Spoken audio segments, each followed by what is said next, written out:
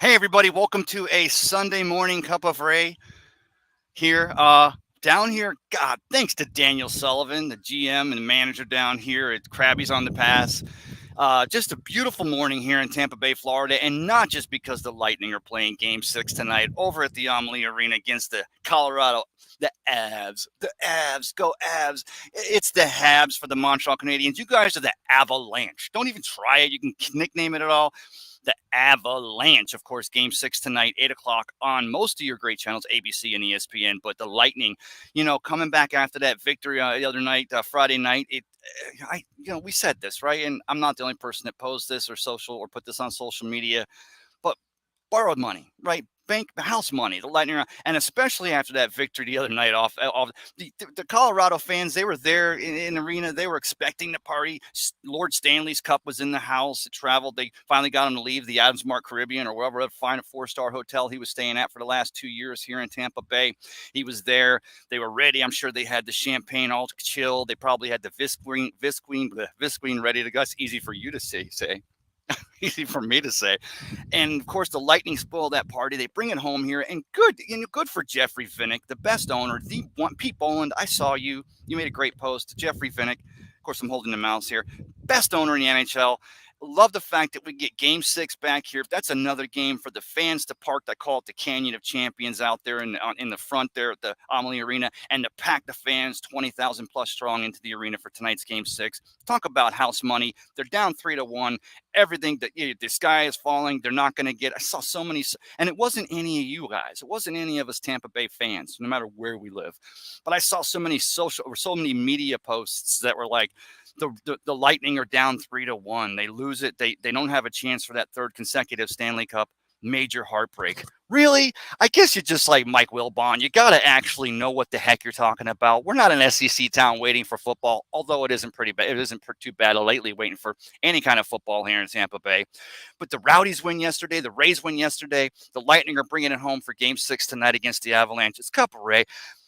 Watching the historic NFL games on the NFL Network this morning. And of course, it was the Cleveland Browns versus the Pittsburgh Steelers in the 2002 playoffs. And they're talking about the game. The Browns are up 24-7. They got Kelly Holcomb at quarterback. Of course, Tommy Maddox is the quarterback for the Pittsburgh Steelers. Bill Coward is still the coach there. Oh, the bridge is going to go up. That's fantastic. You'll hear that, but that horn, they're letting everybody. Oh, Coast Guard ship just came into the marina too. Fantastic stuff here on a Sunday out here from John's Pass. Krabby's on the Pass here again. Daniel Sullivan, thanks for letting me go live. I'm going to go ahead and take it to I'm going to see you guys on the other side because you know me, I could ramble, but I got a nice show. But really, I want to hear your comments today. I want to have a tete-a-tete. I want to have a little conversation with you. What does Game 6 tonight versus the Avalanche between the Lightning mean to you? Bruce Arians, of course, now he moves to the front office, and you got Todd Bowles now coaching your team. How's that going to – we've talked about this, but I just love this narrative because until the season really starts, or until the players get in camp, we start seeing preseason. This is a great narrative. How much more run-heavy are the Bucs going to go? You still got Tom Brady at quarterback. You still got a Chris Godwin coming back and Mike Evans. You still got the stacked Tyler Johnson. You got a stacked Darden. You got Scotty Miller for the moment, but you still got a stacked receiving core. Going back to that 2002 game, of course, I did not even see it. And Johnny Dean, you're right, 100%. I forgot. I'd not forgotten that at one point Bruce Arians had been in Cleveland on their staff. Of course, he was the offensive coordinator from 2001 to 2003. But in that 2002 game versus the Pittsburgh Steelers, they're up 24-7, but then they show a thing that their number one running back, William Green, that time, he had 16 carries for -7 yards. Their entire offensive output, even up 17 points there late in the third quarter, they had 256 yards. They had 262 yards passing and -7 yards rushing. And, of course, they go to the sidelines and they show the offensive coordinator, one Bruce Arians. But Bruce Arians didn't always not have a running game. He of no risk and no biscuit. But of course, we know what Bruce Arians. We saw him, of course, with Lombardi Lenny, and what the team did depend as that defense got strong in 2020 and made the run towards the Lombardi. We saw the team over the last couple of years, and of course, we see him double down with signing of Lenny. And Lenny was signed before he got back this season. So it's a Cup of Ray from down here. It's Championship Sunday as the Lightning look to try to get that 6th game and take it to a 7th game. And I pose, man, there's nothing better in all of sports than a 7th game. See what happens tonight. It's a Cup of Ray from down here. Krabby's on a Pass on a Sunday. Please, let's hear what you have to say. Let's talk. And that didn't work. There we go. Oh, it's just a little bit delayed.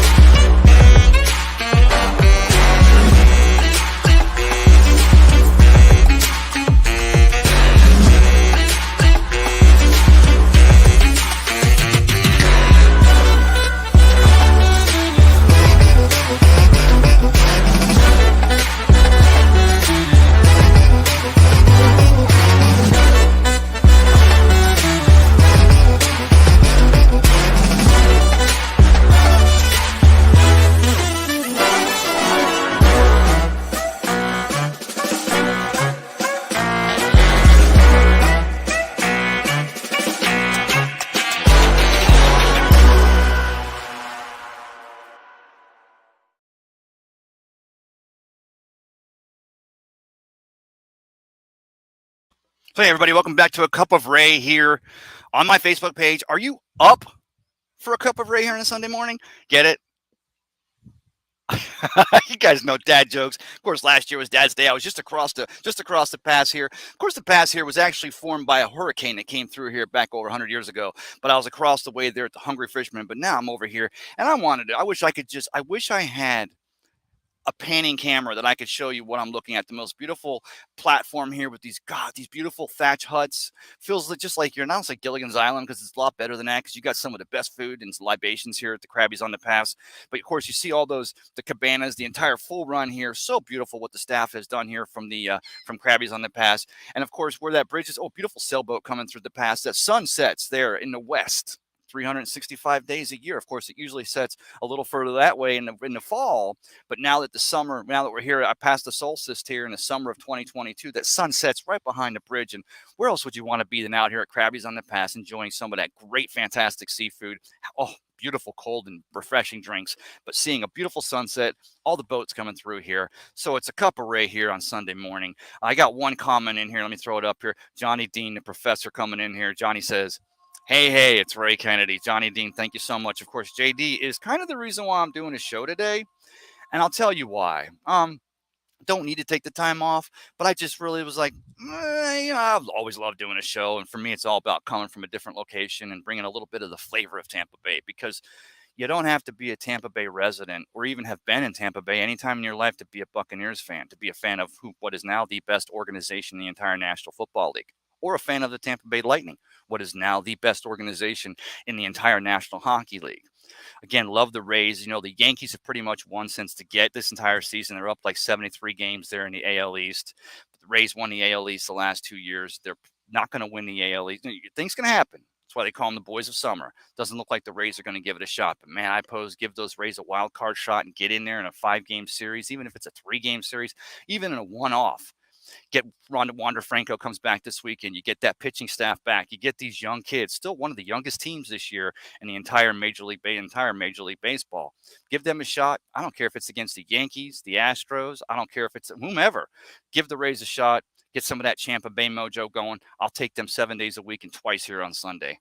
Don't have any more comments. So, again, Johnny Dean and I, the professor, were talking about this morning. So I'm watching that game on the NFL. And I put the mouse down for a second, if you excuse me, talking about that game. And I talked about the fact that the Browns had a 24-7 lead over the Pittsburgh Steelers back in 2002. And then, of course, they show the narrative that their number one running back, William Green, had 16 carries for -6 yards or -7 yards. Still, the Browns had that lead.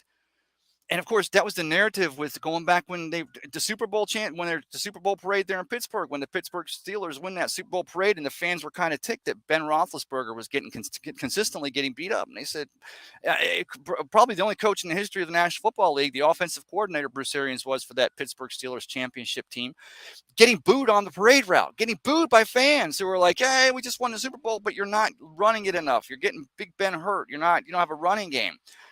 But, you go back and you look at when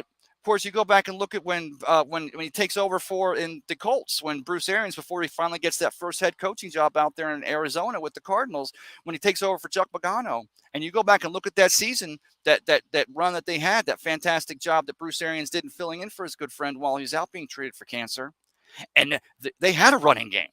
along with a Peyton Manning and along with that defense. They had a solid, or no, I'm sorry, it was Andrew Luck. They had a running game. And of course, you go out there in Arizona when Bruce Arians was having that success out there, he had Carson Palmer, and they were still doing, of course, he had one of the best receivers, Larry Fitzgerald, one of the best receivers in the history of the league, but they still were getting that running game. And then Bruce Arians comes here, and here's the thing, guys and girls. We go back to 2019 when they bring Bruce Arians in here after keeping Dirk Cotter here for the development of Jameis Winston. We saw that was going absolutely nowhere, especially with that. I've said it a million times, and I'll say it a million and one, that Mike Smith dumpster fire of a defense that was the Buccaneers defense at that time. But when Jason Light reaches out to his good friend, who they had that relationship out there in Arizona and probably throughout the league elsewhere, at least knew of each other, and he brings Bruce Arians in here. Of course, Bruce Arians agrees. I'm going to wipe the sweat off my brow a little bit here. So I am in the sunlight, but I really wanted to bring this shot to you guys and girls today. That was like, it was kismet, right? Because we had drafted Mike Evans and brought in Jameis Winston. It was the Jameis Winston experiment. We were still working to see if this number one overall pick from 2015, the Heisman Trophy winner, the phenomenal talent that is Jameis Winston. Of course, Jameis is coming back from that knee injury this year for those New Orleans Saints. Going to see if that progress that he made under Sean Payton, now that Dennis Allen is the head coach, if that'll continue. We'll see. That, jury's still out on that one. We'll definitely see that. We'll see it in week 2 when the Bucs go into New Orleans after playing week 1 out there in Dallas, that Sunday night game. But you get Bruce Arians, and you got this, putting this receiving core together and this tight ends. Of course, O.J. Howard, the first round pick from Alabama, was still on this roster. Love that story that Bruce Arians, when he gets over to the facility at One Buck Place, the Advent Health Training Facility, and he walks in there and he looks out onto the field and he sees this Adonis of a character, this built, racked, stacked, just humongous guy catching footballs. And Bruce Arians, the story goes, Bruce Arians turns to Jason Light and said, "Who's that?" Jason Light goes, "That's your first round. That's your tight end. That's O.J. Howard." Of course, O.J. Howard's playing this year in Buffalo. He signs with Buffalo this offseason. There was really no reason for the Bucs to keep him here, especially not after you draft Cade Otton and O'Keefe now, bringing them in here to play, even with the Cam Brate, and even with now the retirement news now of Rob Gronkowski. Although, really, guys, girls, comment, please. Do we all not kind of still believe, especially, you're not talking about Julian Edelman, the knee problems, the guy states he'll be a Patriot for life. Love the fact that Gronkowski does that announcement retirement, just like when Tom Brady got the grief with his announcement retirement, where he keeps it pretty straight down the middle, thanks to Tampa Bay community, the Tampa Bay fans, the Buccaneers organization, the Glaziers, Jason Light. People were like, "Whoa, what about that 20 years of love for the New England Patriots?" Well, all in due time, my friend, all in due time. Rob Gronkowski does the same thing with that first major tweet this year when he announced his retirement. "Thank you to Tampa Bay, the organization. Love the run. It was awesome." I'm paraphrasing. But really, my question to you guys and girls out there is, could it be week 3? Could it be week 5? The initial narrative was, Rob Gronkowski's just going to stay out and avoid the camp. Rob Gronkowski, but he misses 5 games in 2021 with that back injury, right? And with the back, where the bruise, punctured lung and the bruise injury. Remember, he actually retires back in 2019. Plays, Tom Brady plays that 1 year in New England without his security blanket, his brother from another mother, Gronk, because Gronk retired. And of course, we saw Gronk lose that football weight, get in shape. He does the wrestling thing, working on a Gronk brand, doing the Gronk cruises. Had a great chance to write an article the day he retired. And if you guys or girls, those of you may or may have read it, I got all the stats. We can go back and talk about the records of touchdowns between Tom and Gronk in the postseason and what he meant for the 22 years as a player, or, takes the year off. But I like Gronkowski, the guy. And that's what I think a lot of us like our players. We get a good, solid citizen, a character like a Rob Gronkowski. Go back and look at the Gronkowski family. His grandfather was a Olympic cyclist there and won the Olympic gold medal in France. But, love the Gronkowski family, the 5 boys, all of them just Gronks through and through. Got some more comments in here. So let me jump on here. Yeah, you know what? Johnny says like and share and comment, please, everyone. I appreciate it. We're not on Bucs Report today. We're kind of looking at some things, trying to get that a little bit better and get it ready for 2022 season, get it solid. So bringing it to you on some different platforms today, but I'd appreciate it if you do a share. Even if nothing else, you're in Tampa Bay and you're getting ready. I got a guy fishing. Looks like he's got a fish on over here, fishing here in the past. Because that's one of the things. I'll get to that in a minute. My brain works, guys and girls. Johnny Dean says, "Man, that view is awesome today, brother. I appreciate it, Johnny. And don't we all have respect, or aren't we all jealous of that bridge tender up there? That bridge tender, or that where he works up in there. It's huge. Of course, this is the new Treasure Island Bridge that, one goes from Madeira Beach over to Treasure Island. And again, John's Pass was formed when a storm ripped through here and it just dug it out. Not a very deep pass, but the tidal flow through here is incredible. And of course, last week I was over from the Friendly Fishermen, as I stated, over there from actually on the pass. And they're actually, this week they announced that they're going to do a $1.5 million project, because you can see there's actual sand built up, mini beach out there. And I've done a show from over there. Maybe those of you who are faithful followers of Cup of Ray here on a Sunday morning, I've actually been on the beach there. Saw the kayakers and the birds, but always changing here. But there's one thing that is, or it is changing, but one consistent is over here at Krabby's on the Pass, and this phenomenal deck. It wraps all the way around, almost goes underneath the bridge. So if you stop out here, do me a favor, like and share the show, but especially if you make it out here for a beautiful sunset, for some of that great seafood, a libation out here at Krabby's on the Pass, stop in and tell Daniel Sullivan you saw it on Cup of Ray here, just to let him know how much I appreciate what they allow me to do, and we appreciate what they do, locking it down here with some of the best places out here on the beach. Johnny Dean also says, let's see, NOLA is definitely our biggest issue in the South. Yeah, because I mean, the thing is, you saw it when he fills in for when Sean Payton has the COVID and Dennis Allen fills in. That defense played inspired. And one of the reasons why they had that success against the Bucs the last 2 years, 0-4 Tom Brady is going into 2022 in the regular season, 1-0 against New Orleans in the postseason. Kind of important there in 2022 when they 1-0, then they go to Green Bay, then they come home here and win Super Bowl 55 against those Kansas City Chiefs. Love that. But yeah, definitely a threat here in the South. Dennis Allen's the head coach. You just wonder, is Alvin Kamara? I'm glad we said this, because you go back to I'm glad you said that, JD, as always, you're always dropping it in here. You go back to the Pro Bowl, and you got Kamara with a group of men actually violently attack some guy. They got it on video, multiple cameras in the hotel. And Kamara, from what now we're hearing, he actually didn't just hit the guy or kick the guy, but did it several times. So kind of makes it, I don't want to say egregious, but yeah, we can use the word egregious. So the NFL is definitely looking at 6-game suspension. Of course, you talk about an NFL suspension, and let me take that comment off.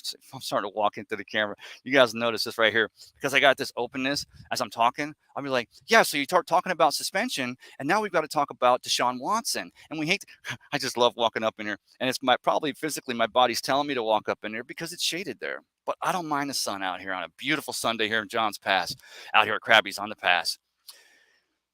So this week, the NFL, the Congress is continuing to look into that thing. Of course, Daniel Snyder, who's not supposed to have any activity with the team day-to-day stuff, which his wife is supposedly running the team. I think we all kind of knew what that was all about when it happened. But of course, Congress invites him to come speak before him, being the owner of the Washington Commanders, Guardians, whatever, Washington Commanders, Daniel Snyder. And he says, oh, I'd love to, but I've got a previously long-standing engagement team-related event that I've got to be at. Which again, I would pose that you guys and girls out there, Buccaneers season ticket holders, crew members, crew pass members, you've got tickets for one of their summer training. Of course, the Buccaneers announced 14 open sessions again this season. It's not just so much open to the public; it's open to season ticket holders, crew members, people that are, and we kind of like that, right? I mean, sure, I want it to be open to the public. But for the people that are locking it down, dropping that coin, making them season ticket holders, representing there at the stadium, they may not be able to be there for a certain game because they're, those yellow-bellied sons of guns are selling their tickets. I'm kidding. We're not going to go there on a Sunday. But why, you own the ticket. If the market says your ticket's worth some, there's so many, and I've said this before, I myself would have trouble doing that because, I just want to be at every game for the monumental moment that it is, the historical context, whatever it is. But, the new crew seats they put there in the south end zone, they're going to put it just about, they used the thing was, those of you that have been out to the Raymond James Stadium for a Bucs game, the thing is they had those lazy boys up there a few years back in that little area. And I had my cousin Ted and a few people I knew sat there once or twice. And of course it was so Tony, because then of course in the north end zone, you got the ship, you got the pirate ship and all that fun party that's going on there. But in the south end zone, you also had a straight deck and access to all the bathrooms to both sides. So to go up to the 300 sections on both sides, up into the corners. But it was a party zone, but it's a flat zone. Still, no matter where you were, you could look across the field and see the big Jumbotron and get to the game. But of course, now they're building some seats up there. But here's the thing about those seats. Let's put this in the context right now. No money's too much to want to go see your Buccaneers play, especially in Tom Brady's 23rd or third season as a Tampa Bay Buccaneers quarterback. But those seats, those end zone seats that are above it, and I pose there's not a bad. Of course, my family and all, my season tickets used to be on the west side line, the 5 yard line at the south side. And of course, when they built the new Raymond James Stadium, my seats were on the goal line, west side, section 106, row BB, seats 14 and 15. And again, I've said it before, so many Mike Allstott touchdowns, so many defensive stands, so much partying. Of course, that was from 98 through 2010. But there's not a bad seat in that house. But those new seats that they're adding now, the Cruise Nest, or I guess they're calling it the Cruise Nest there in the South End Zone, $270 per game. I believe that's the amount. I'm sorry I didn't write it down here. Again, kind of didn't know if I was doing a show out here on a beautiful Sunday morning in Tampa Bay. Tampa Bay. $270 per seat. That's $2,700 per season. That means it's $5,400, $5,400 for two seats. Because that's what you're doing, right? You're getting them for your significant other, your partner, a friend. So, going in groups. Maybe it's a group and you're all buying tickets. So maybe you're just buying that single. But we're talking about $2,700 for a season. Of course, that's 11 games. But the 11th game this season is actually going to be in Munich, which I'm sure we're not getting paid for that, unlike how you get paid full price for preseason games, which again, we know how we feel about that. I'll get back to it again, discombobulated. Johnny Dean says Sean Payton will be coaching Dallas next year. Kind of like Sean Payton coaching Dallas. Of course, if Mike McCarthy has success this season with the Dallas Cowboys, of course, after they lose that week 1 matchup against the Buccaneers, but if Dak Prescott, here's my question to you guys and girls, which is more likely? Mike McCarthy's out the door, or Ezekiel Elliott's not a running back for the Dallas Cowboys? Now, don't forget, they've already had success with Pollard, that other running back, who has basically the same numbers, but they're not paying that kid $17 or $22 or $71 million a year. Of course, Zeke Elliott, they get to bring him out of Ohio State and the money he's making. I heard someone say the other day, if Zeke leaves Dallas, Saquon, of course, wants to get out of New York, and he'll end up in Dallas. And it's like, they're just going to trade one big salaried running back for another big salaried running back? And talking about the running back position, let's work it back full around to how lucky the Tampa Bay Buccaneers, are to have Leonard Fournette. Love this cat in high school, coming out of NOLA. Love this kid goes to LSU. Love what this guy's doing. Look at the improvements to his game over the last couple of years and how much of a threat now he is as a receiving running back out of the backfield. Now you got White this year. I mean, you still have a Keyshawn Vaughn, and a phenomenal talent. Of course, you get him for basically not, I don't want to say a steal. A steal would be if you get him for veteran minimum, but it's not a whole lot less than a steal in that you have Leonard Fournette in 2022. How many years did we have, Doug Martin, the muscle hamster? Doug, I'm sorry, I'm still calling you that. It was a great nickname. But for so long, we're going back, Cadillac Williams, until he starts having the knee problems. Remember that was kind of a horse collar tackle. Go back and look at that tackle. That was 100% a horse collar. I don't think that was called a penalty on that, but it was the tackle against the Carolina Panthers here at Raymond James Stadium that Carnell or Cadillac Williams blows that knee out. Never the same again. Hope for that kid to come back. Going back and looking at, of course, go back to the highlight days of the Buccaneers when it was WD-40, Warwick Dunn and Mike Allstott. But then you had, starting off from the very beginning, with a Ricky Bell, a Lars Tate, a James Wilder. Who am I missing here? Quite a few in there as we get going along.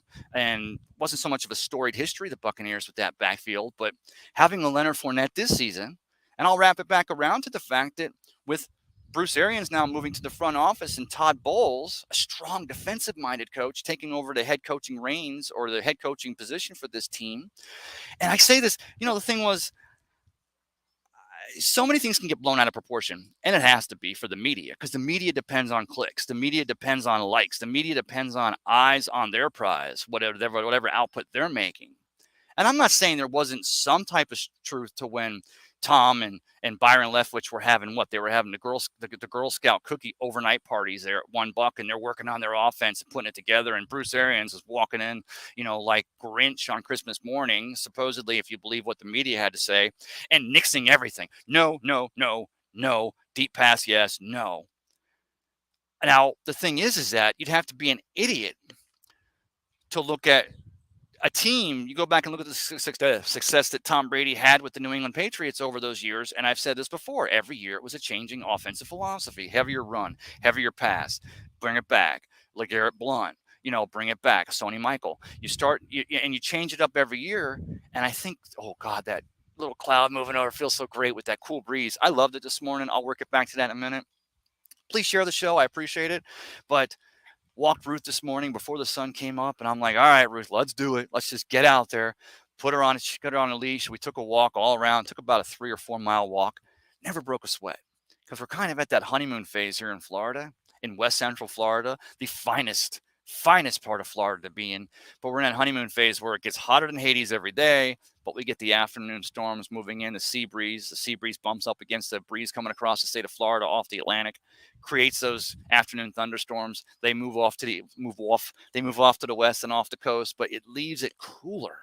Some days it leaves it muggier, but it leaves it cooler. And I call it the honeymoon time because in the morning, it's actually a little crisp. And we see it. There's a little bit of the guy. I want to throw some shout out. I wish I had his name from WTSP or Channel 10 News this morning. He talks about the fact that the breezes this morning are coming from the northeast. Of course, from the afternoon with the sea breeze, they're going to come from the northwest. And I love the fact that that cat drops it. This is an important fact for the boaters because it 100% is. As you see the boats fishing a pass and going out for a day there on the Gulf of Mexico or coming in here, going over to Beer Can Island and have a little party set up with their families. Heard some stuff about Beer Can Island last week. I had a friend who went out there with her family, and she said, yeah, it's not, it's not the place you want to take the kids. And I think we all kind of knew that, some of the things that go on there, but man, just across the way here, what a party. When the show's over, I think I'm going to pack my equipment back in the old Ford Focus and just jump in and swim across out to Beer Can Island, have a little party, getting ready again for tonight's 8 o'clock game 6 between the Tampa Bay Lightning and the Colorado Avalanche. It's not the Avs. Johnny Dean says, you can always tell when a team is winning by the cost of tickets. Yeah, and especially with Tom Brady at quarterback. And why not? I mean, we're still not anywhere near some of the most expensive seats in the league.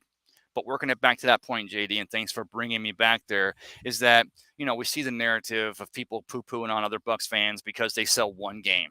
Like this year, maybe it's the Chiefs game, or maybe it's the, and I've said I'd have such a problem selling those tickets, right? So I can back up a little bit and still see. I would have such a problem selling those tickets, but if you're paying $2,700 for a seat, now mind you, again, 1976, the very first year of the Buccaneers as a team. Of course, 76, don't forget, they were in the AFC West that year in 1976 before they moved to the NFC Central, which was the black and blue division with the Bears, the Vikings, the Lions, the who am I missing here? Bears, Vikings, Lions, and Packers. But that first year they're out in the AFC West, and I remember my dad got his season tickets for him and my uncle, the 2 seats there in a north end zone, center of the uprights, 14 rows up, right over, I've said this before, right where when the ball would clear the net on the extra points and field goals, it was going to fall right in our area. So many times I saw someone who had maybe one too many drinks diving for a football, 3 or 4 rows. I saw some guy blow up some poor young girl one time, not laughing about it. It was actually sad. Man, we gave that guy grief. Blew up a young girl because he'd had one too many and blew her up trying to catch that football. And don't forget, the footballs they use for kicking are different from the actual game footballs. The footballs for kicking were a little bit bigger, a little bit wider. Still, we got a hold of quite a few over the years, and we used to love playing with those. Bill Capice in the preseason when he was kicking for the Houston Oilers at the time, and he would end up, of course, coming playing for the Bucs. But he had one go over the uprights, and it got him to sign it when he eventually played for the team. That was kind of cool. Ted mentioned here on a Sunday morning.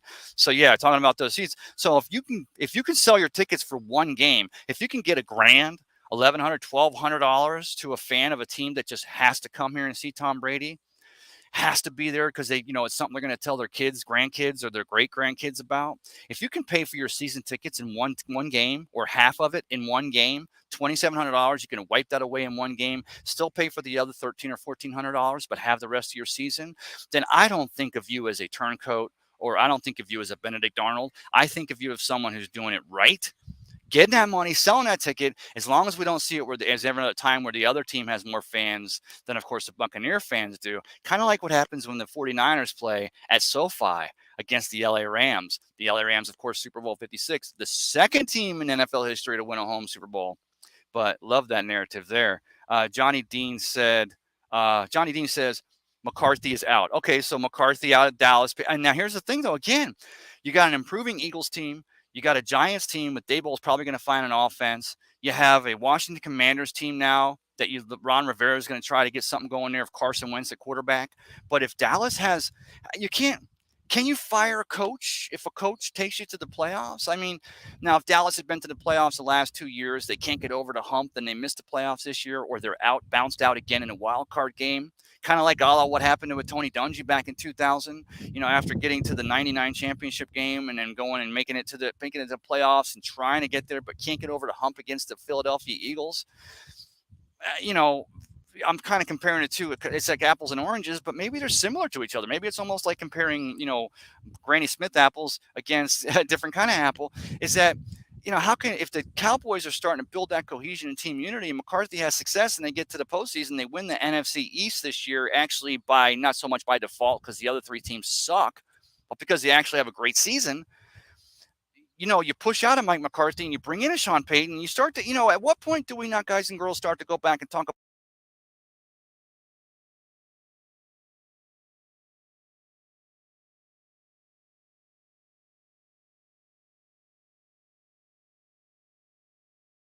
about how important AFC was that final year, but he loves Dallas, still has family living out there in Dallas. So the storyline is there. Of course, he's going to be working this year for Fox. He's taking what? He's taking Drew Brees' old position, I think, in the studio now with Tony Dungy and the gang, but 100%.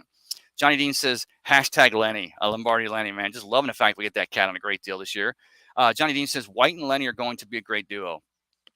Yeah, because White wants to run the ball. Of course, White, the famous quote he was when he comes to camp is he's working on becoming a starting running back.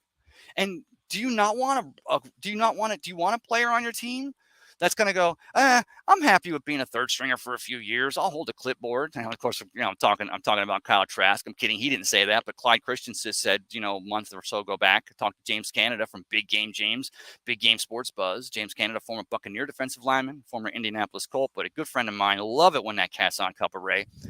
Our conversations are so awesome. I love the fact that not only does he understand it, he's such a great host, such a great content provider, but he gives you the inside scoop because he was in the room with Coach Dungy and your Buccaneers at the turn of the century. He was in the room with Coach Dungy and the Indianapolis Colts, but also he's got he's got his finger on a pulse, if you will, the National Football League. So I love it when James Canada from Big Game Sports Buzz can come on with me. Love it, and the Chop Shop on Tuesday nights, chopping it up. I love the spontaneous narrative of it because, of course, everything with Cup of Ray is spun. How do that mouse always look funny? But talking about the fact that a White says he's working on being a starting running back. And I was like, oh, slow your jets here. No, go for it. And of course, Clyde Christensen says, oh, it looks like we're going to have, and I think he was just posed into a corner. And I'm not saying Clyde doesn't know as a quarterback coach of the Tampa Bay Buccaneers under offensive coordinator Byron Leftwich, but don't tell me Kyle Trask is looking at another. Okay, let me set it straight here. It makes sense that Kyle Trask is your third quarterback this season, only because of the fact that the quarterback room is already stacked, right? But I believe after a year, even though he only held a clipboard in 2021, the talent that is Kyle Trask, I believe after a full year in this system and the way that kid's gone out and blocking down, learning this playbook, getting better every day, like Cam Brate says, I believe that kid should have a solid shot at the number 2 position on the Buccaneers. From that standpoint alone, I believe Tom Brady's going to say, I want to make sure I've got, no, Tom, I get it. We want to make you happy, brother, and we want to make sure you're in your comfort zone going into 2022. But let's leave, and I'm not saying Tom had anything to do with saying that, but let's leave the personnel positions and the rankings or where you're at on a depth, on a roster. Let's leave that to the coaches. Let's leave that to Jason Light, but let's leave that to Todd Bowles and Byron Leftwich and whomever. I kind of didn't like the fact that we're talking about, Kyle's got, I don't want the kid thinking he's got another redshirt year as a professional quarterback. I want that kid coming in here thinking he can take Tom Brady's job. Man, wouldn't that be a crazy narrative if he came in here and took Tom Brady's job? That would be crazy. I'm not going to go there. Johnny Dean says Ricky Bell, 1,511 yards and 79. Reason why they're worst to first, JD, right? The Bucs have that defense. They got that wild card, Doug Williams, running at quarterback with Kevin House. They had the most phenomenal defense in the league that year. But yeah, those hard yards and those hard games that Ricky Bell gave the Buccaneers in '79, take them from worst to first and created that.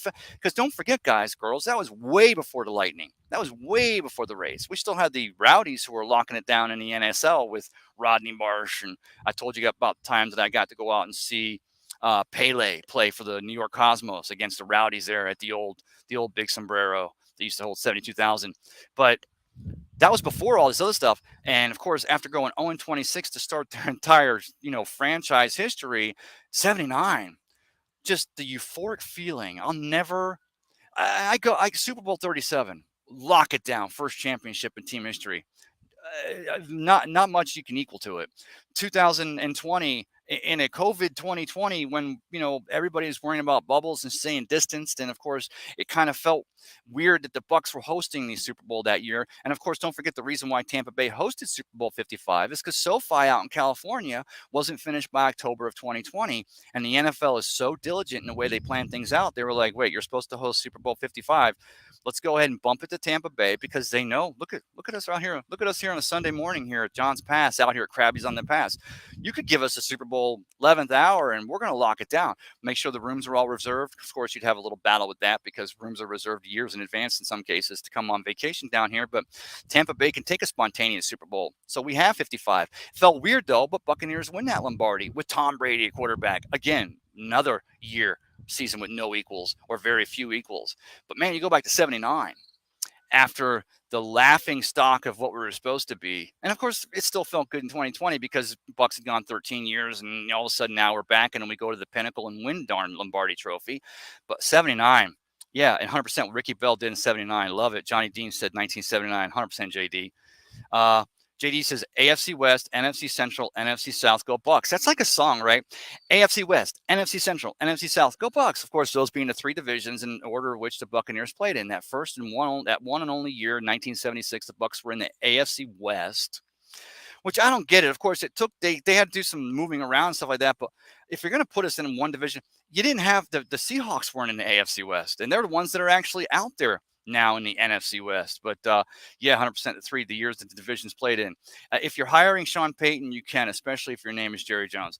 Yeah, JD, great point. I mean, when has Jerry Jones ever done anything by the book? Or I don't want to say politically correct, but he marches to the beat of his own drummer. And even now with his son running the team now, and Jerry Jones is still obviously running it from the top. So 100%. Johnny Dean says absolutely, Trask will be fine. If not, then don't worry about it. I get it, and I'm not worried about it. I think that I love the fact that this kid gets a chance to learn and enter, because we could talk about what a Ritter and the Falcons are going to do this year. We could talk about Sam Mills getting the year one start for the Texans last year, and now of course Lovie Smith becomes the head coach of the Houston Texans, and Sam Mills, I think, of course, a graduate from Stanford, smart kid, cerebral quarterback. What's that mean? We can talk about the success stories where you can say, wow, the kid got in there at year one and just really, bit the bullet and really started learning how much faster the NFL is, learn that offensive system. But especially with your quarterbacks that are drafted in the top 5, top 10, there's a reason why a team's drafting them in the top 5, top 10. To have to push a quarterback like that, Vinny Testaverde, to have to ask a young guy to take over a team that needs to be, really rebuilt, Trent Dilfer, to try and tell somebody they're coming to a team that deserved the number 1 overall pick, but now it's yours to learn the offense, and it's a lot faster in the NFL. Go, Jameis Winston. That's a big ask. And Vinny Testaverde ends up playing for 73 years in the league. Trent Dilfer wins Super Bowl 2000 there at Raymond James Stadium with the Baltimore Ravens, and the second best defense of all time, just behind the Buccaneers. I'm kidding. I got to tell you, I saw a big thing going on, not a brouhaha, but a narrative this week about the best defense of all time.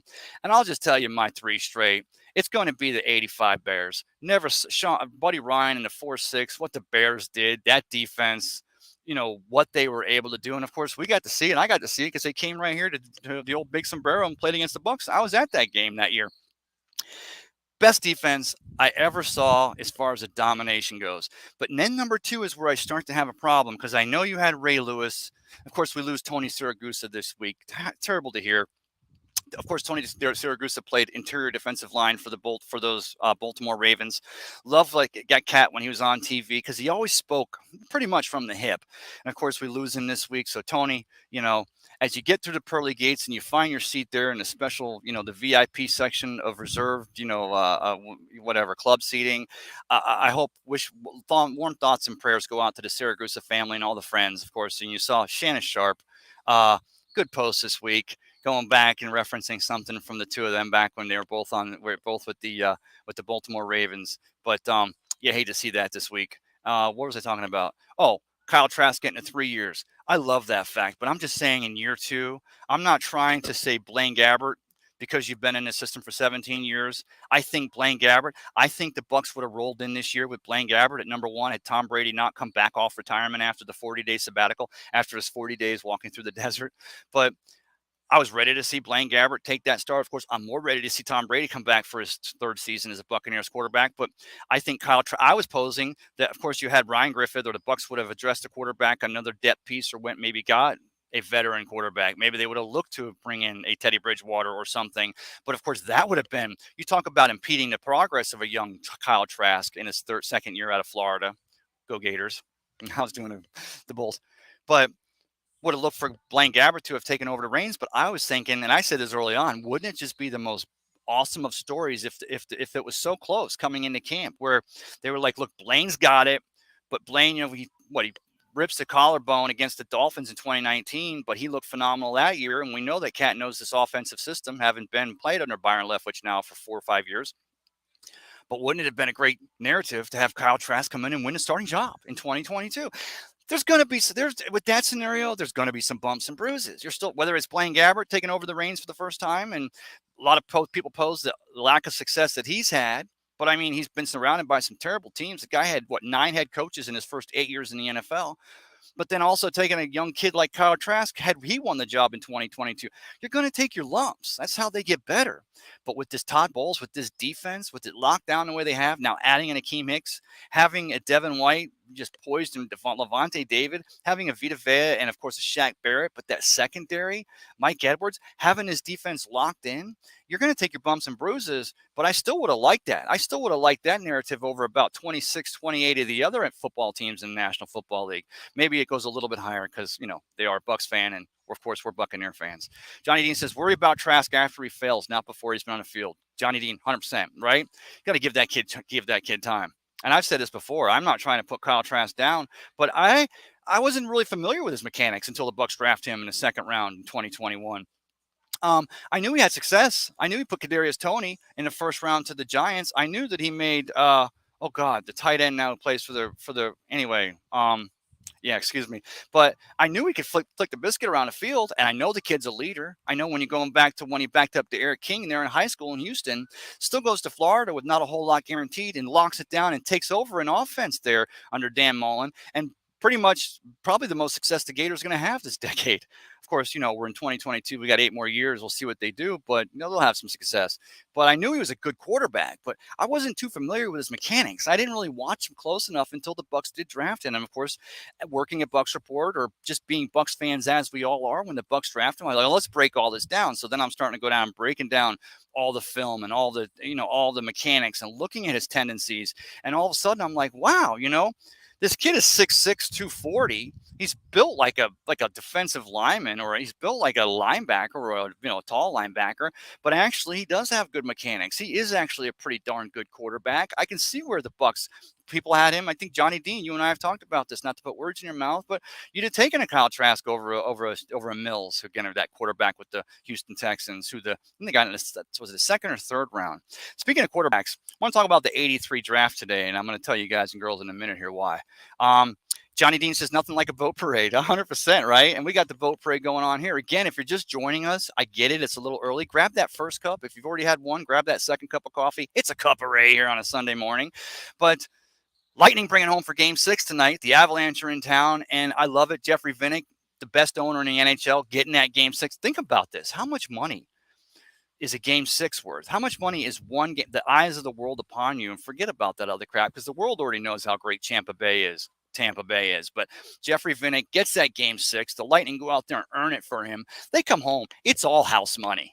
They come home, and it's just, excuse me for 1 second before I get going on this, because I am really going to get on a rant. I got to do one thing. This mouse is not working that great. Just give me 1 second. I want to try this again, because I'm testing here. I'll see you on the other side.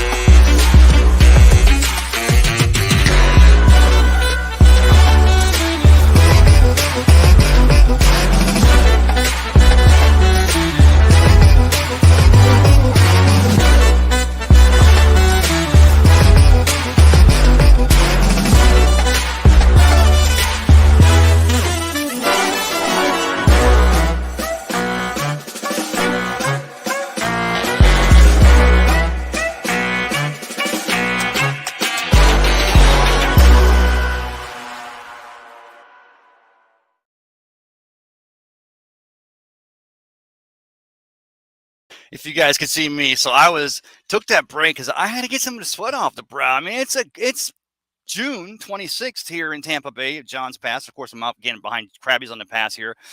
Again, I wish I could show you how awesome this deck is. They got so much great seating, the thatch hut roofs. It just feels like you're on a tropical island. But buried to lead, some of the best seafood and libations anywhere on the beaches, let alone here on John's Pass. Krabby's on the Pass. Daniel Sullivan, your GM out here, stopping and staff. They serve breakfast here on Sunday mornings. And I would pose, if you're out here on a Sunday morning, you're on the beach, you're like, okay, we want to go for a walk on the beach, but we're a little bit hungry. 8 a.m. they start serving breakfast here at Krabby's on the Pass. And this is I was saying this morning with the Ruth and I took the walk. It was so cool. Oh, pot of dolphins come floating through the pass. I'll see if you can see them pop up in the water here. You might see them here pop under the bridge. This is where they feed coming through the pass here because of that current. But 8 a.m. I got people sitting out here enjoying beautiful sunrise over in the east. But it's not that hot out here. The fans are going, but they're enjoying some of the greatest food. And then they're going to go over for a walk on the beach or start their day out here on the beach. So love it. Alex Schumber says, I'm ready to be back home in Florida next month. You know what? Let me take that. I forget that comment jumped in there. I'm going to get Alec in here. I got someone. Oh, why do my comments keep jumping? Let me jump off this. Hide it. I'm going to bring in someone right now. I got a guest coming to the Cup of Ray here on a Sunday morning. And it is, I think I know who it is, but it's the NFL. What's up, Ray? And we froze.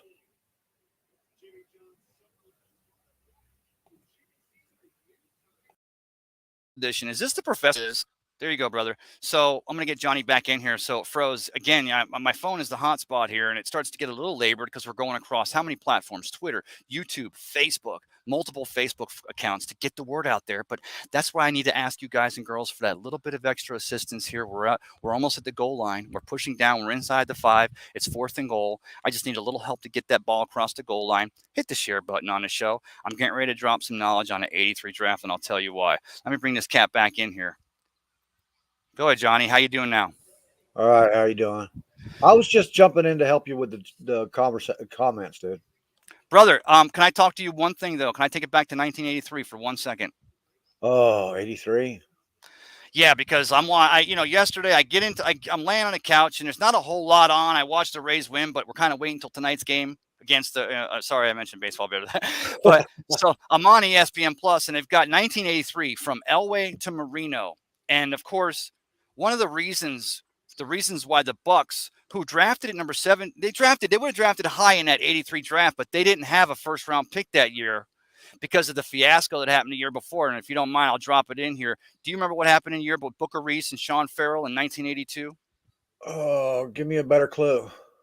Okay, so the Buccaneers, they knew they had 2 players in 1982 that they wanted to draft. It was either Shawn Farrell, the guard from Penn State, or Booker Reese, a defensive end from Bethune-Cookman, who did not have any kind of a success or career that Shawn Farrell or any other players had that you usually get from a first-round pick. But they realized this kid had freakish talent. The kid was phenomenally gifted physically, and he had speed.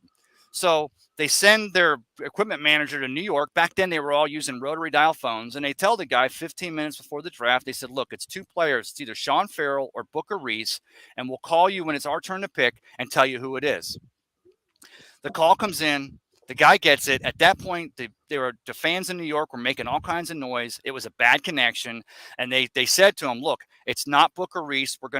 They said, we're going to hold up on Shawn Farrell. We're gonna hold up on Shawn Farrell and draft Booker Reese. But what the guy on that end heard was we're going to draft Shawn Farrell. So the Buccaneers draft Shawn Farrell, the guard, who ended up having quite a successful NFL career, was a great guard for the Buccaneers for a few years. And he ended up having, I don't think he's not a Hall of Famer, but he made the Pro Bowl once. And all of a sudden, imagine the surprise in the Buccaneers war room. You know what? We'll get back to this in a minute. Go ahead and help me with the comments, brother. Can you work the comments? Yeah, I can work them, bud. Let's do it. Give me a second to put the mouse down for a minute. Let me see what you got. Oh, okay. Alex says the Godfather's here. My Grandmaster Johnny, you are, and this isn't a knock on you, but you are the Grandmaster Jay, if you will, of the of Bucks Report. And thanks for letting me use the platform today to do a show. No problem, buddy. It helps us all, brother. It is. I mean, rising tide, right? All those boats. To use another boat analogy out here. Go ahead, give me some more comment. What do we got? Another comment in here? No, I skipped a few. What did you skip? Let's see. I skipped one already. I see. Yeah, Ritter will probably sit behind Mariota. And I mean, of course, Mariota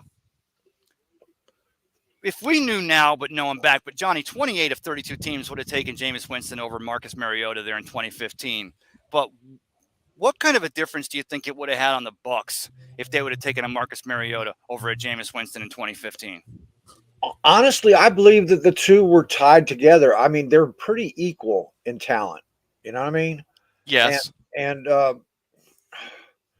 I think Mariota has made fewer mistakes. I'd have to look up the stats on that, but No, I got you. Of course, Mariota was a little bit more of a mobile quarterback coming out of right. Oregon. And Um, watching him last year when he filled in, man, I think he's going. It's going to be hard for Ritter to take his job this year. He don't have the experience or anything like that.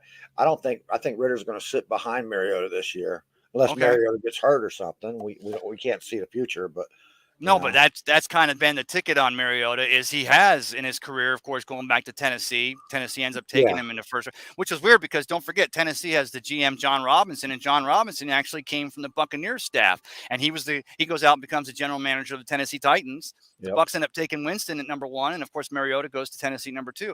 Kind of the narrative on Mariota is that he does get injured, and I think I posted, we've all said it. Maybe it's because he was more of a mobile quarterback to run it. Let me ask you this: we're talking about a mobile quarterback. Are the Baltimore Ravens going to be able to give Lamar Jackson a $200 million 5-year, or are they going to end up signing him for 1 year, making him happy? What do you think there, Johnny? You're a little closer in this, and you cover everything with the NFL edition on Thursday nights here on Bucks Report. What are your thoughts on Lamar Jackson and the Ravens? Well, I think Lamar Jackson's not going to sign a long term contract. Yeah, If he does it, they'll have to really realign what they do, and they just now set everything up for a three tight end set, which is their old school way. They're going back to a yes, heavy run game, yes, strong defense. I mean, look at what they did in that defense this year in the draft, man. I mean, yes, they wiped it up, and they're offensive linemen. They got two of the best, Tyler Linderbaum and Daniel Falele in the draft. I don't. yes, These players just fall to them for them to play their old style defense. He Greg Roman is not a passing coordinator. Never has been. You saw what he right. did. Running coordinator, running Yeah, guy, and he doesn't develop running quarterbacks. I mean, passing quarterbacks. So if they, in order for them to go and say, okay, we can hand Lamar Jackson a top quarterback salary, I think he's going to come in right mid range in the salary there on his contract. He's not going to right? be the top rated top quarterback paid because they're not going to use him like that. They're just not. And the hard part for me is I don't think that Lamar's not doing a bad job representing himself. I think that you don't have to be a nuclear physicist to represent yourself as a football player or as a professional athlete, especially if you've got some knowledge of what you've got to offer. I think what it is that Lamar Jackson, if you've got an agent in there, if you've got a Drew Rosenhaus or you've got a whatever in there, and again, I'm down here at the Krabby's on the Pass on the edge district of John's Pass. I got to throw edge in there somehow. I think it's hard for the Ravens to have a narrative with Lamar Jackson representing himself so they can make him understand. Look, Lamar, you got the 2019 MVP. A lot of that is based on your legs and your ability Unanimous to MVP. That unanimous, right? Only only two in twice in history. history. Yeah, Brady What and was it? him. Tom Brady and Lamar Jackson. You Yeah. got the MVP, but so much of that is predicated upon your ability to bring it down and rush. You're injured last season. The last 2 years, you've missed how many games? We love what you bring to the table, but we can't give you Patrick Mahomes money. We can't give you 250. We can't pay you like your Aaron Rodgers or like your whomever because the very nature of your game. I think that it's hard to tell someone is representing themselves this, which you'd be able to do if there was an agent in the room. So you may have some. I think Lamar's in there saying, "Look, I can make you win. I need this," and the Ravens are like, "Look, we got lucky when we found you at number 32. Maybe one of the, I'm not going to compare it to Tom Brady in 2000 at 199 in the 6th round out of Michigan, but it was a steal. The fact that they find Lamar Jackson, the kid from Louisville, at number 32 has been one of the reasons why they've been consistently pretty darn good over the last couple of years. I think that him representing himself may be making it hard to have that conversation, no? I think he sees the future, and if he's going to have a future, he can't. Greg Roman, as long as Greg Roman stays offensive coordinator there, Right. Lamar's not going to have a real future because Greg Roman doesn't develop. He uses these like Kaepernick. Okay, he used him till his legs ran out, they tried to use him as a throwing quarterback later, and it didn't work Yes. because he never got that development. Lamar Jackson has the arm to throw every ball, every touch there is out there. He just needs to learn some fine details, some touch on Yeah, and then the touch on the long ball and all that stuff. but using them the way they are in that Greg Roman offense. And here's the thing that the narrative going back to Ozzie Newsome as the GM, but the narrative for Ravens is that they'll draft a top rated center in the second or third round. They'll find great tight ends and they aim for that third, fourth, fifth round, and they find these talents. They're And almost unstoppable when they get it together like that. They really I'm are. telling you what, because they're not going out, and the irony is John Harbaugh, I'm sorry. The irony is that while you're making your bones or you're making your money doing the middle round draft picks, finding the successful players in the middle rounds, you also would be kind of throwing the baby out with the bathwater if you're paying a quarterback $50 million a year, especially if you're in an offense that's a run type of a 3 tight end, a 13 personnel type of an offense, right? Absolutely, man. Yeah. Yeah. So I appreciate that. So Fred Swayze Moore says, let's go Bolts. Johnny, I don't know how you are with hockey. Did you watch any of the game 5 the other night? And do you think you'll tune in I just to I, kind of, I turn hockey on during the finals. I yes. mean, that's it. And usually it's like game 4. Yeah, game 4 on to see, especially if it got, Yeah. and I pose this, man, there's Yeah. nothing better than a game 7 Call in it hockey. now Olympic hockey. Oh, I drool on yeah. that, man. I love the Or Olympic college, hockey. the college championships every year, and especially the women's college championship. There's some lockdown great hockey going on, and I'll turn it on. And I won't usually look for it in my listings. It's more of a, okay, it's a Saturday afternoon, or let me find out what's going on, and I'll find a women's hockey or a men's college hockey, and I'm like, wow, the tempo's such an up tempo, fast game. They're up and down the ice, crazy, kind of like what you're seeing here in the 2002 Stanley Cup championships between the Lightning and the Avalanche. But if you watch Friday night's game, you got to admit, if you watched it at all, did you feel bad at all for those Avalanche fans? Because they looked like they were ready to see the guys skate around the ice with the Stanley Cup after the game, and then they kind of had that air taken out of their balloons pretty early. Did you feel bad about that, or as a Tampa No. Bay Bucks fan? Yeah, right. I don't feel bad for anybody like that. Not at all. I do. I want to see the Bolts join the Penguins and stuff. You know what I mean? I want to see Yes. that dynasty, because I think everybody from all sports is starving for a good dynasty. We've had the Patriots in football. Yes. Bucks fans have always wanted to create a dynasty here. You know that. Oh, yes. And the only thing I want more than a dynasty is a good rivalry, like the Ravens and the Pittsburgh Steelers. I want something like that for the Tampa Bay Bucks. Talking about the Ravens and the Steelers, who's the Steelers quarterback again? The kid from It's going to be Pitt. Mitch Trubisky, but Okay. Pickett is the one they drafted. He's going to eventually take over, but right now Mitch Trubisky's got the experience, and with that team, he could go to the playoffs easy with that team and with the Steelers. And Mitch Trubisky's not going to lose them games in that system unless they start asking him to throw the ball far more. Oh, yeah, because of that Mike Tomlin strong defense type system with Najee Harris, a running back. But let's keep it in the AFC North for a second. You and I were talking this morning. You saw my post, and you and I had such a great conversation and laugh about it. Of course, Bruce Arians is the offensive coordinator there in Cleveland during the 2002 playoff game, which was the throwback or the historical NHL game or NFL game on the NFL Network this morning. And 17 runs, minus 7 yards. Right, and that was kind of the thing with Bruce. But take us, Johnny. Remember when the Steelers win the Super Bowl and he gets booed? That must have been big news in Pittsburgh. There, that he actually got booed on the parade route because even though they just won the championship, they felt like they weren't. He wasn't giving Ben Roethlisberger enough of an umbrella or a running game. Do you remember that? Was that big news there? You just won a championship. I don't care if you. Somewhat, it was news that people were actually complaining about it. That's what the news was. After winning a championship. Yeah. But Tom, I don't know what's going on across. Oh, it looks like they're doing a boarding. I love the Coast Guard goes through here, just wanting to make sure everyone's got the personal flotation devices, make sure people aren't getting a little too crazy here on an early Sunday morning. But Bruce Arians, Johnny, his knock isn't that he's always been a running coach, has it been? No, he hasn't. He plays to the style of the offense. If you're a pass heavy offense, he's going to use that strength. Right. If you got a run heavy offense with Le'Veon Bell or somebody there, he's going to use that strength. He always has. Yes.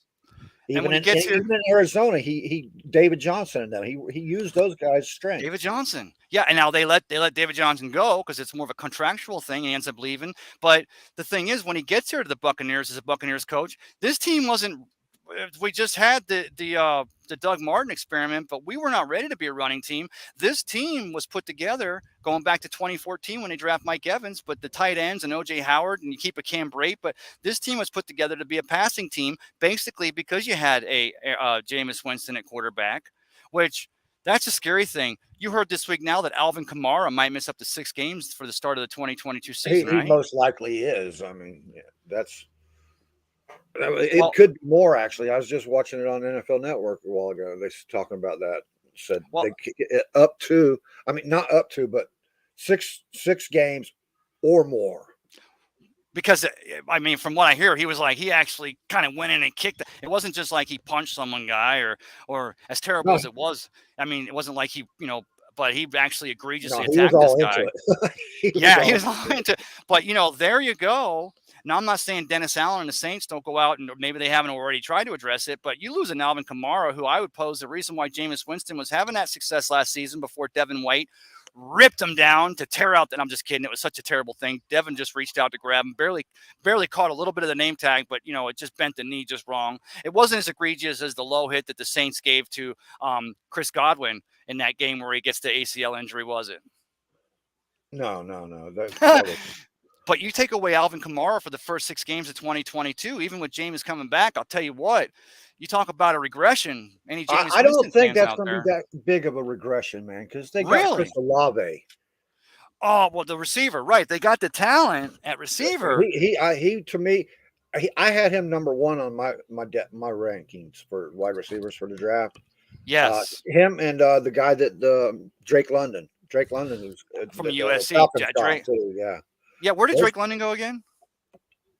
Um, I forget. No, but of I'll course he get was the you. receiver out of USC. But yeah, Olave going to the Saints. Now you've got I'm going to put you on a spot here because it bothered me. I didn't remember the name earlier. I should. Kyle Pitts, the tight end with the Falcons there, and you bring in, of course, who did the Saints just draft? They brought in a big wide receiver. It wasn't Drake London, was it? Olave. Oh no, not the Saints, but the Falcons. They brought in Kyle Oh Trask. yeah, they got Drake London. Drake He's a London. Mike Evans clone. He is a Mike Evans Yes. clone. Well, so you talk about, even though you might have a Mariota or a Ritter at quarterback, but you get him a Mike Evans and a Drake London at a USC, and you give him a Kyle Pitts at tight end, which is something the Bucs didn't have until they signed Rob Gronkowski. I mean, we had Cam Brate, and what a phenomenal guy. I want to And pump the brakes on Kyle Pitts a little bit. People are already making him the number one tight end in the league and stuff. But dude, you got George Kittle, you got Travis Kelce, you yes, T.J. Hawkinson with the Lions. But you got so many really good. It's good. He's got to earn his spot before you just anoint him number one tight end. I mean, I yeah. like the guy, but give him a chance to get some touchdowns on the board. Okay. Speaking about the tight end position, you made a point this morning I thought was pretty great. Just why they look here, we look here. This is the first season that we didn't hear from all the Bucs fans as far as one of the Buccaneer tight ends. Cameron Brate, nobody during the offseason said anything about trading Cameron Brate. I think that's the first time in his career with the Bucs. 9 seasons. It's the first time they've never said that, man. Took And him I'll tell long you, enough, right? I was guilty of it because when Gronkowski comes here in 2020, and we had just given Cam Brate the not the big, but a pretty good sizable contract. Of course, the phenomenal free agent signing. We take him out of Harvard, but they just gave him $8 million a year, and I'm like, well, wow. Now that we have Rob Gronkowski, and of course we still had OJ Howard. We thought that kid was going to at least show up. Of course, he's in Buffalo now. But yeah, this is the first year, and this is way before, because I think I think it was 60-40, maybe 65-35, that people kind of thought, oh, Rob's just going to skip camp and he'll be in September. He'll come in late mid-August, and he'll get on the same page with Tom. Cam's best numbers were between 15 and 17 or 14 and 17. Right. But what you see here after not 17, 2015 to 2019 was his best Yes. years. But if you think about it, Those years didn't have a Rob Gronkowski on beside him, No, and and we had his numbers were pretty much his average. His average, right. the numbers the last 2 years has been the average of what he was before. You know what I mean? So Yes. you give him back. You quit splitting the yardage with somebody else, and he's having a great time out there, man. Tell me about Kate Otten and O'Keefe, those two tight ends the Buccaneers bring in this year. Tell me I about Kate can't Otten. talk. We liked I can't talk well enough about Kate Otten, man. I really like that kid, man. kid's a gamer and he's a blocker and he's got Yeah, great hands, doesn't he? absolutely. He is Yes. he is.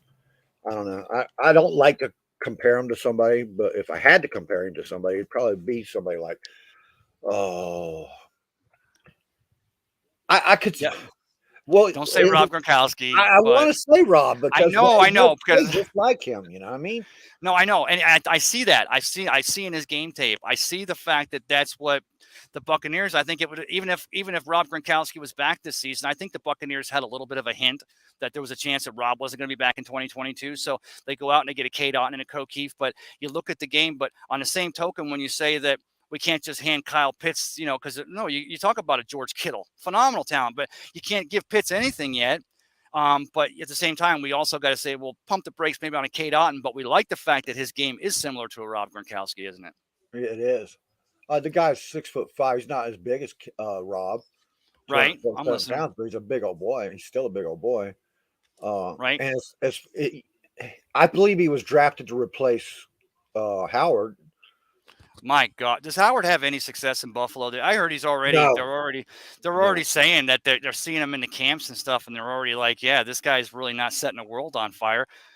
Best catch he had in his 4 years here in Tampa Bay was a foul ball at a Rays game. I mean, that was literally his best catch in his history Well, here. then what was it? A 67-yard touchdown he had there, or I think the longest touchdown. I'd have to look at stats right now, but And he it, had some impressive numbers back in 2019 as far as he looked like he was growing. Jameis was getting him the biscuit. I mean, Jameis was leaning on him and using him under Dirk Cotter, or 2018, I should say. But then, I think what happened is I think Bruce Arians comes in here, and Bruce Arians was a no-nonsense kind of guy. He reads right through it. And if you're not putting your heart and soul out there on every practice play, on every game play, I think he knows it. I think that's the reason why he realized, especially once you get a Gronkowski in 2020, he had Cam Braid, he had Rob Gronkowski. He wasn't going to. OJ Howard had just worked himself into the doghouse, and from what I hear, he's not really working himself out of the doghouse now in Buffalo. no, he's not going to. He doesn't have that. He's a football player that don't want to play football. He wants the fame and the money, but he don't want to play football. Fred says what's our 2020 record, and he's asking, or I'm sorry, Alec asks Fred, what's our 2020 record? We know what Fred's going to say. 20-0. There He you does it go, every bro. time. 20-0. Alex says, I'm back, guys. Hey, Alec, brother. So, yeah, I tell you what, JD, thanks for coming in here. I'm going to go ahead and wrap this. I am getting so hot, and if I don't get this hat off, I'm going to have a tan line through my forehead. So, again, I appreciate you coming in here, brother, and I appreciate you pushing me today to have a show because it always feels good. Always feels good to get down and dirty with you, JD. I want to say one more thing about Kate Otten, man. Go The ahead, do it. difference Go between solo him, for me. but You got the whole thing. the thing between Kate Otten and OJ Howard is OJ Howard will give up attack. You hit him on his ankles, you hit him, and he's down. Rob Gronkowski, we never see him go down with the first hit, never. And that's how Kate Otten is. That's how he plays. He plays through the play, and that's what we've been wanting. That's what we want to see. Like Kellen Winslow Sr. Remember him? Oh, That's what we God. want in tight end. That's what you're looking for when you look for a tight end. Yeah. Somebody to go out Oh, there and block for you and work throughout the play. when you said Kellen Winslow Sr., I was looking to try to drop a Kellen Winslow Jr. No, joke. don't But do you know that. what? I can't do it, brother. Hey, JD, thank you again, man. I hope you have a great day, and I'll definitely talk to you later. Great show, Ray. Go on. Thank you, brother. Oh, I and appreciate you. one more thing. Here we go. Share and like, share and like. There it is, Okay. 20-0. There it is. Fred Swayze Moore, 20-0. Got to always depend on Fred. You know what? 20-0. If that cat's right, we're going to have a Fred Swayze Moore boat parade day here in Tampa Bay. Absolutely. Later, Hey, guys. Johnny. Talk to you, brother. Casper. So, yeah, so let's go ahead and wrap it up. I kind of hinted about the 83. So what happened was when the Buccaneers call out there and they tell their equipment manager to draft, they basically told him to draft Booker Reese, but he heard Shawn Farrell because of the phone interruption and the cheering going on there. The Bucs take Shawn Farrell, and they go through the rest of the first round. Well, they're coming around to the second round pick. They're coming around the second round, and guess who's still on the board? Booker Reese. And the Buccaneers are like, oh my God, this is the guy we were going to take in the first round. He's still there in the second round. We got to go get him. We got to go get him. And Don Banks, who we lost a couple of years back, great writer, was a great writer here in Tampa Bay with the St. Petersburg Times, which is now the Tampa Bay Times, and of course for SI, wrote for a decade with SI. And he was actually with the Vegas paper when they were first getting the Raiders out there. And of course, that's when we lost him. Way too young. Great writer, Don Banks. He writes in his article that, if the guy that you were going to take in the first round is still there on the second round, and 30 other teams or 29 other teams at the time have passed on him, maybe there was 28 teams at the time, so it would have been 27. If 27 other teams have passed on this guy, maybe there's a reason. Of course, the Buccaneers, with Booker Reese still on the board, they get on a horn and they make a trade with Chicago for their 1983 draft pick, and they go and get Booker Reese. Now, Booker Reese ended up having a very short career here. He got caught up in Tampa. He didn't have the motor. He still had the phenomenal freakish skills. He had a couple of good plays over his tenure, but he got wrapped up in the whole Tampa Bay, Alvin Harper, Mons Venus scene, if you will, and he washed out of the league. Found some really hard times, did some hard time. Last I'd heard about him, he was either in or just gotten out of prison, so wishing Booker Reese all the best wherever that cat is today. Problem is that the Buccaneers in 1983, if Hugh Culverhouse or anybody would have had a hint of an idiot thing that they would do in not giving Doug Williams that new contract, just to get rid of your starting quarterback, and I'm not here to debate Doug Williams and the success that cat had over the record, but 1983 was a pretty good quarterback year. Of course, you got John Elway goes first overall, drafted by the Indianapolis Colts, did not go to Indianapolis, refused to play, said he'd play for the Yankees, ends up eventually getting with the Denver Broncos. Then you had Jim Kelly, who ends up getting drafted by Buffalo, but he actually goes and plays for the Houston Gamblers? But then you also had, so sitting on the board at number 23 as an afterthought was Dan Marino, and he goes to the Dolphins. Now, Buccaneer fans, as we close out a cup array here on Sunday morning from out here at Krabby's on the Pass, out here at John's Pass, I was hoping the bridge will go up again, but I guess there's no more big, there's not a sailboat coming through yet. Imagine if you don't have a Doug Williams back in 1984, but you had that first round pick in 1983, and you maybe would have been able to get a Dan Marino or a Jim Kelly. Or maybe you'd have gotten a mix for John Elway, which I pose probably not. John Elway didn't want to go to Indianapolis for a reason, or Baltimore at the time, the Colts, and he probably wouldn't have wanted to come to Tampa Bay and Hugh Culverhouse and what they had going on here at the time.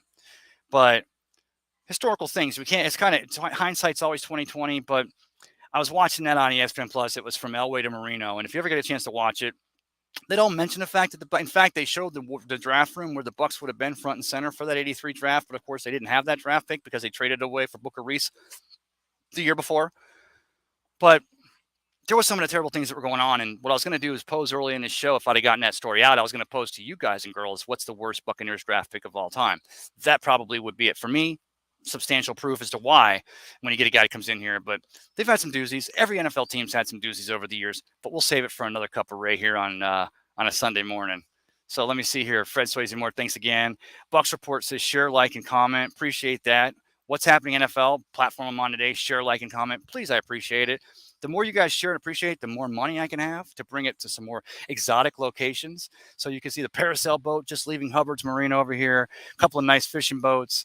You got some nice young ladies fishing over here, fishing the title through the pass here. Great Sunday morning from out here at Krabby's on the Pass. And then let's see here. Where did Johnny Dean says Rojo, right? Yeah, Ronald Jones. And then what's one more thing? Johnny Dean says, great show, Ro. Johnny, thank you. So it's a great show, Ray. Thank you, JD. So that's it for me. Again, love the fact that the Lightning are completely on house money as they bring it home tonight for Game 6, 8 o'clock tonight against the Colorado Avalanche. It's still such a tall task. They're down 3-1, and we're all like, the world is ending. Tampa Bay, some of the glare or some of the shine might be rubbing off Tampa Bay. I posed it yesterday again. The Rays took the second game in a row over the Pittsburgh Pirates. In a walk, Paredes, who already had 3 home runs this week, 2 in 1 game, his first walk-off hit. He has a two-run walk-off single yesterday as the Rays beat the Pittsburgh Pirates. The Rowdies played against the Pittsburgh Marauders there in Pittsburgh, and they had a nice 5-2 win. So hopefully that Tampa Bay mojo's going as the Lightning will be hosting the Colorado Avalanche tonight, completely on house money. They win tonight, then it goes out to Colorado for Game 7. And boy, we all know, you get to Game 7, anything can go. So thank you guys again. Please share the show. I appreciate you. It's time for me to swim out to Beer Can Island and have a party over here. Again, thanks to Daniel Sullivan here, the staff here at the Krabby's on the Pass, serving breakfast but locking it down with the sunsets and the great seafood here, 7 days a week, twice on Sundays with the breakfast. Hope you have a great day. We'll see you again next time here on Cup of Ray.